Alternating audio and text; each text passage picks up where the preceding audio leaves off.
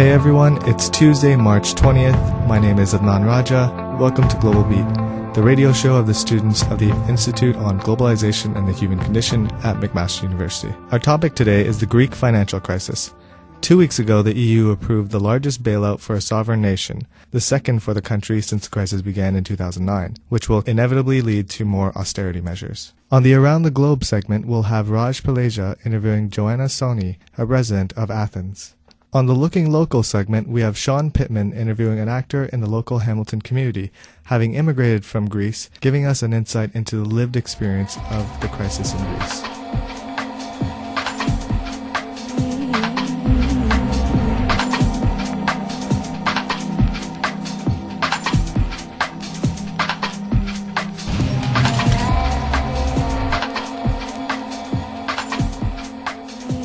Around the Globe.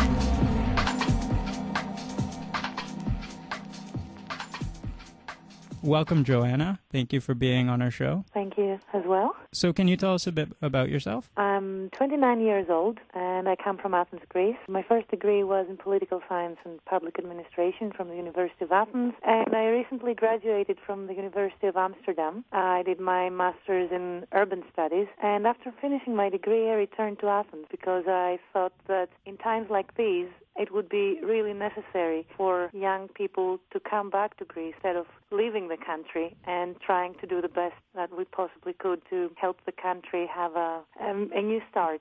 Well, the reality I found coming back was completely different than what I had in mind, but we're still not giving up on this.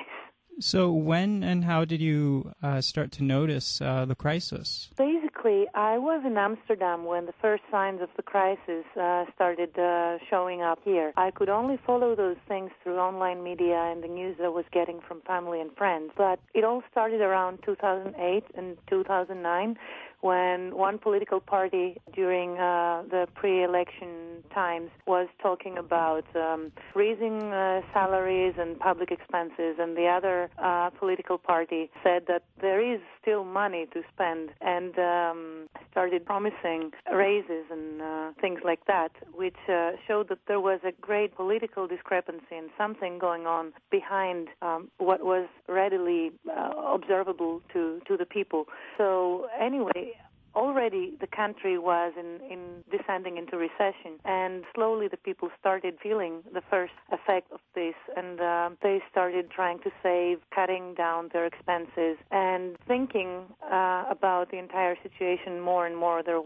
It started monopolizing the conversations in families, between friends. Slowly, as you were walking around the street or getting on buses and subways, it was the only topic of conversation that you could hear people talking about. But the first thing that everybody started doing was trying to save as much as they possibly could and cut down on all of their expenses. So with the more recent effects of the crisis and the bailouts, there have been a lot of austerity measures. What have been the effects of those austerity measures on the ground that you've seen? Well, there are, of course, many negative, but also a few positive effects of those austerity measures. The readily observable ones are the thousands of businesses that are closing every week, and every day that you walk down a street, there is a new shop that has closed down. There is staggering increase in the numbers of homeless people, and there is soaring unemployment. There is, in a country of about 10 million people, at least 1 to 1.5 million people are unemployed, or at least officially registered as unemployed.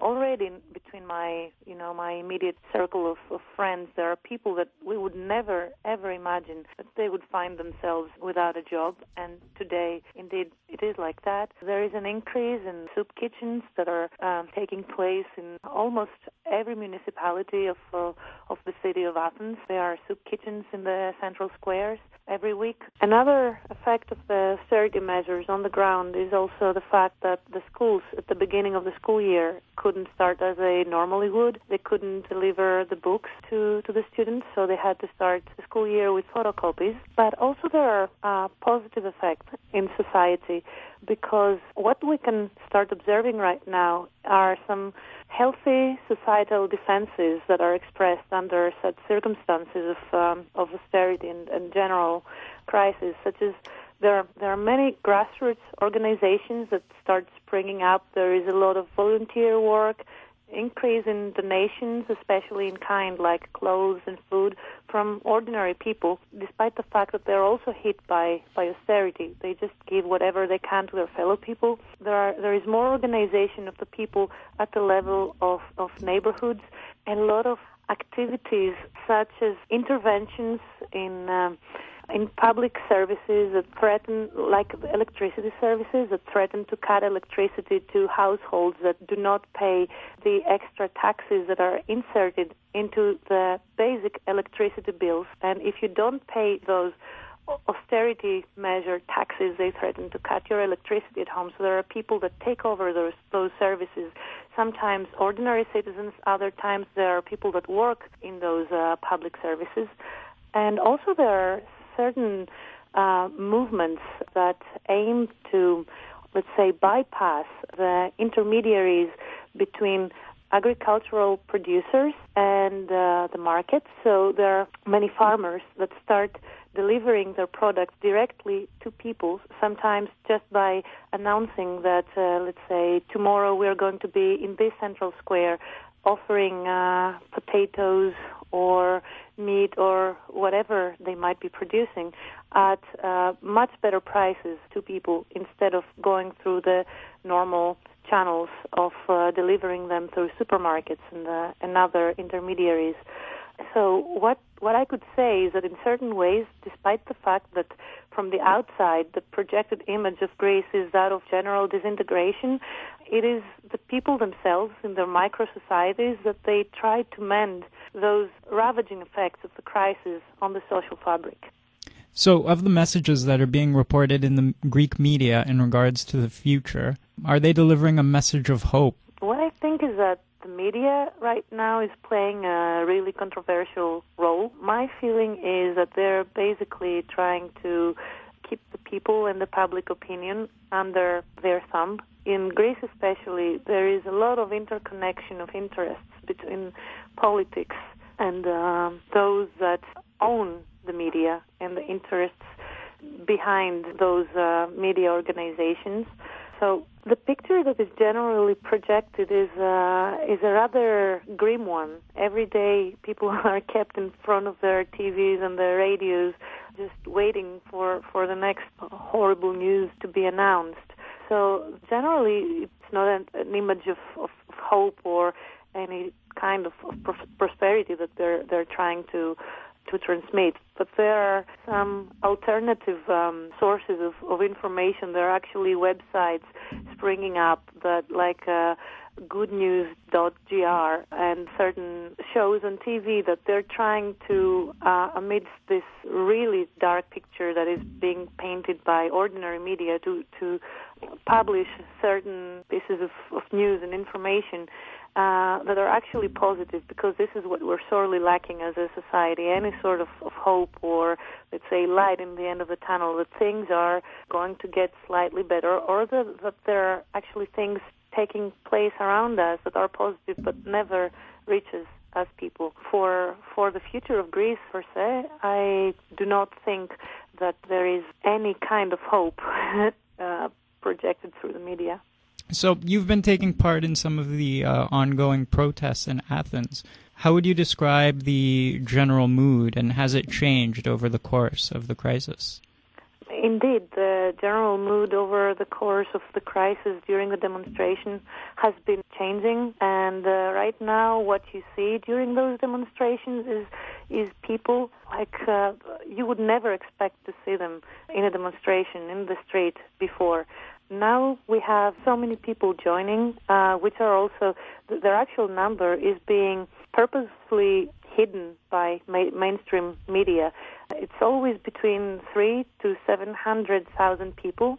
Many people say that sometimes this number is up to 900,000, and each time the general feeling is even more, let's say, violent. Each time there is more violence, each time there are more people in the streets, each time there is even more suppression, unfortunately, greater police brutality being exercised on the people. On the other hand, every time you can see greater signs of fission between the people, and this comes hand in hand with greater shows of unification between themselves as well, because there are also concentrated efforts from the media to downplay the impact of those demonstrations and split the public opinion. But people continue to make efforts to reorient themselves, even if this is a painful personal and also group process in this socio-political landscape that we're going through. Greeks are actually, to my opinion, moving away from the lines of the major political parties, which had constituted, let's say, the strongholds of political representation up until now, and they are seeking new groupings and new forms of representations, which often can be visible during those demonstrations, and how people participate in them, choosing to be independent rather than joining the demonstration groups of the major political parties, as it's quite common to participate in demonstrations here in Greece up until recently. Also, another great resource on information and especially pictures regarding current demonstrations in Athens is the website www.greekriot.com. You can find pictures which are renewed after every demonstration, showing what is truly taking place in the streets of Athens with regard to who participates, what are the demonstrators being subjected to. What are some examples of how people are resisting the austerity measures locally? My idea is that it's this kind of new social solidarity, the grassroots solidarity, which is starting to get demonstrated more and more often in everyday situations, like trying to give whatever you can to your fellow people, or participating in soup kitchens, or even sometimes just lending an ear to the person that is sitting next to you on the bus, and trying to share their worry, their traces of hope, some piece of information that you might be having, and generally just trying to come closer with your fellow people. Can you tell us more about the project you're involved in dealing with public schools? Yeah, so currently one of those activities that I described as grassroots organization from the part of the citizens in order to take over parts of the, let's say, either welfare state or generally things that the state should have been taking care of, like public property such as schools in general, it's a project where ordinary citizens contact schools in areas that are being hit harder by the crisis and where state provisions have been withdrawn from to a great extent. And in collaboration with the teachers, the students, and the parents, they seek certain, let's say, sponsorship from paint industries and shops. They collect the materials, and with the help of some artists, and this is where I help as well, they organize, let's say, the redecoration and the painting of the school, taking care of everything from the benches to the walls to how the trees of the schools are being tended for. And we collaborate with the students, creating together some beautiful images which are then being transferred on the wall of the school, such as like a mural decoration. And we spend the weekend, everyone together at the school, painting and showing the children how to create things together, how to sort of get outside this really bad mood that often is their everyday life and experience, both in school and outside, and make something beautiful with them, so that at least where they spend most of their days, which is their school, which slowly gets dilapidated, becomes something more beautiful, a more positive environment, somewhere where they're happier to go and spend their time, because also there is lack of public space and say playgrounds in the city center. So many kids, when they want to go out and play, they have no other place to go apart from, let's say, their schoolyard. So it plays a double role, both as a school environment but also leisure environment. And it's really important that at least the children, which are really unfairly hit by this crisis, they have a nice place to be schooled and also to play. What is their interpretation of the events that are going on right now? The psychology of children during this time is something that is really troubling to me, because many of them understand what is going on around them even better than what their parents or their teachers perceive. And sometimes they're ridden with feelings of guilt, like they feel like they're an extra burden to their families because they need things which their families cannot provide. They understand that, and they try to, let's say, deprive themselves of things that they should be entitled to, even before their parents tell them that they cannot afford them. Like, they choose themselves that, okay, I cannot take part in this school trip, or I don't want to do this extra activity which is going to cost my family extra money. The children do really understand what is going on around them, and it's really important for the adults around them to try and help them overcome this situation, and also put things in the right, how can I say it, in the right, it's really important for adults, like teachers and their parents, try and help children understand that this is not their fault, what is happening around them. And also with activities such as this we're currently being engaged with in schools, to give them an outlet for their creativity, for their need to be out there, do things, and participate in activities which are currently being deprived of them. Because for many families, it's a luxury right now to send their children to take some classes in, drawing classes or music classes or any kind of extracurricular activity. So keeping them busy and keeping them creative and hopeful, it's something really important. On the other hand, there are also families that quite often, when both parents are unemployed, they cannot really afford to keep sending their children at school. This is a really, really sad phenomenon. Unfortunately, it's increasing, and they choose to keep their children at home, especially if they are of a younger age, than send them to school without, some pocket money so they can buy something to eat, or because they cannot afford the school materials that the children might be needing. So unfortunately, there are currently children that are kept away from school, from their parents, because it's impossible for them to provide their children with what they normally should. And it's a matter of, pride a little bit, but also of pure and bare necessity, since they cannot afford to do otherwise. Okay. Mm-hmm. Thank you, Joanna, for being on our show. Thank you very much as well.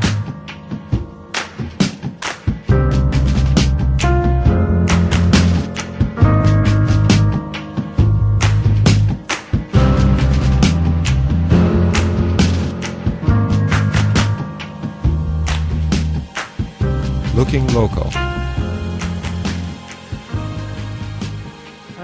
Just to start, can you tell us a bit about yourself? I just came to Canada in September. I was working as an actor back in Greece.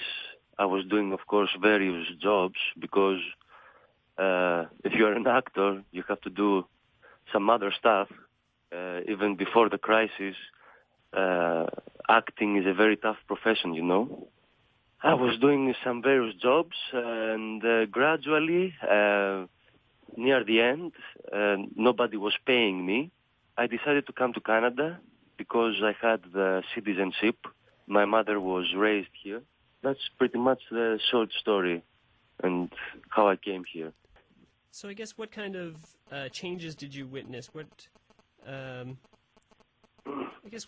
kind of things did you see in society that indicated that there was a crisis? I was working back in Greece, okay? I was doing various of jobs. The salaries became less and less. You will see that businesses were going down one after the other. And right about near the end, before I leave, you could see people on the streets, homeless people. I saw people in my neighborhood looking for food in the garbage, something that I never saw. Like, I was living in Greece for 29 years. I never saw that in my neighborhood.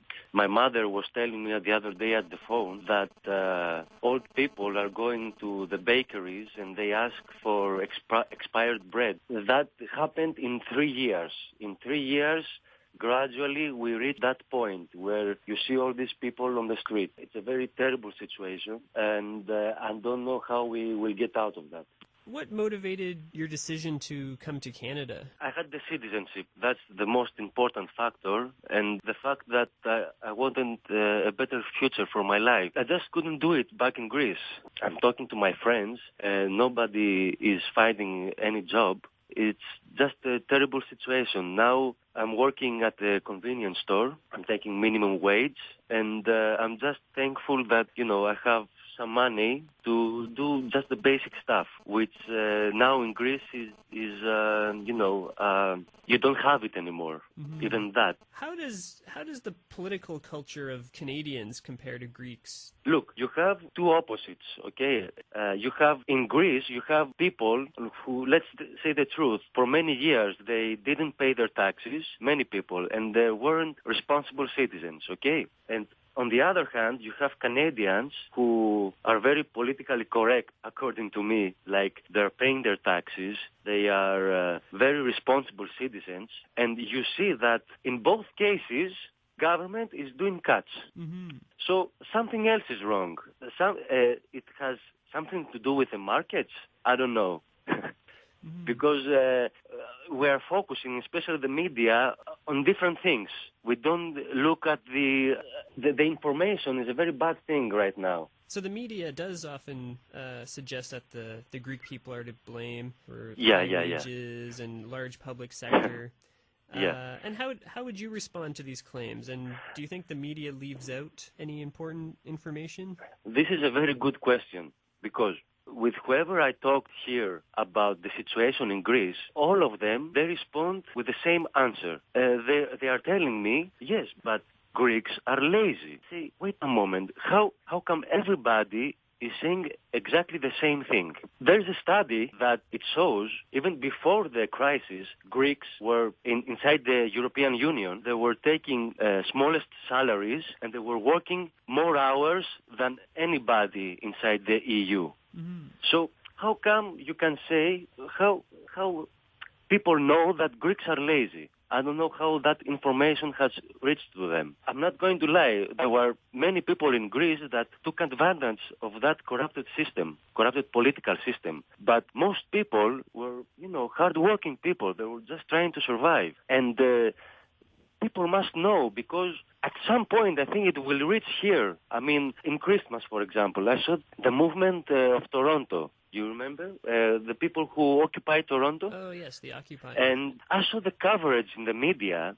They were described as, hippies or anarchists. They were focusing on the hazard and that these people caused to the center of Toronto. But no one was staying to the fact that why all these people are there. I was in Greece at the Occupy movement downtown in Athens, and I saw the same coverage by the Greek media. The Greek media were focusing on the damages, on all this confusion at the center of Athens, but nobody is saying that 300 people in our parliament, they are voting bills that are unconstitutional, they're not democratic, and they are not chosen by the people. Nobody is mentioning that, So what would you like to see happen in Greece? What needs to be changed or fixed, and what kind of solution do you think is necessary? It's very hard to answer right now how things are. For sure, that thing that is going on for years now, I mean, IMF loans and the European Central Bank loans don't help the situation. Like, there's a big unemployment that it keeps rising. Businesses are going down one by one, so you can't see any growth. Me personally, I believe that the euro shouldn't exist. It was doomed from the beginning, and you don't need to be studying economics to understand that the German can't take the same salary as the Greek. We, in Greece, we produce olives, wine, cheese, and Germany has all these big industries, BMW, Volkswagen. Maybe it's better for us to return to our old currency, because at least we don't need to answer to other people. Right now, half of our public services are controlled by foreign people. They are not controlled by Greece. And you see that that's where this thing is going. Public services like the telecommunications, the airport, the hydro, everything is being sold to private investors, you know? So, yeah, I don't want to reach that point. I think leaving the euro and returning to drachma will be the best thing in these bad scenarios, all scenarios. Well, the membership in the European Union does put a lot of constraints on fiscal and monetary policy. You do think that being part of the Eurozone is a barrier to recovery? Yes, of course it's a barrier, because a thing that media don't tell us is that, for example, Germany is complaining about Greece all the time, okay? But nobody is saying Germany is making billions from Greece. They giving us loans, but at the same time, they sell us submarines. I can't give you are asking me about solutions and answers, but it's so messed up. For me, euro shouldn't exist. That's my opinion. Mm-hmm. That's how I see it. Things are going to a place that middle class is eliminated. You can definitely see there are countries benefiting from the different crises, and of course, yeah. It's really interesting to hear your take on it. I guess as a final question, yeah. Would you like to return to Greece at some point, and what kind of reforms or changes would you want to see before returning? Yes, I would like to return to Greece, but I don't think that will happen soon, and I don't believe that things will change in Greece. Our political system is very corrupted. For many years, the same people are in power. You see, there's a Papandreou dynasty. I don't know. Some people in Greece are very positive. They say that things will change because people have reached this point of total despair, and now is the time for change, you know, because you see people on the streets, many people on the streets. Our government right now is not elected. Our prime minister is a former banker, okay? I don't know, that should trouble people. I think that this game that is being played right now, not only in Greece, but all over the world, is very serious. That's all the questions we have for today. The segments for the show were done by Sean Pittman and Raj Palasia. Editing and post-production were done by Mola Shasavari and Mark Burgess. And a special thanks to Joanna, Achilles, and Bill, and our colleagues in the Globalization Program. I'm Adnan Raja. Thanks for listening. Please remember to like us on Facebook at facebook.com/globalbeatcfmu and follow us on Twitter at twitter.com/globalbeat_CFMU. See you next Tuesday morning on Global Beat.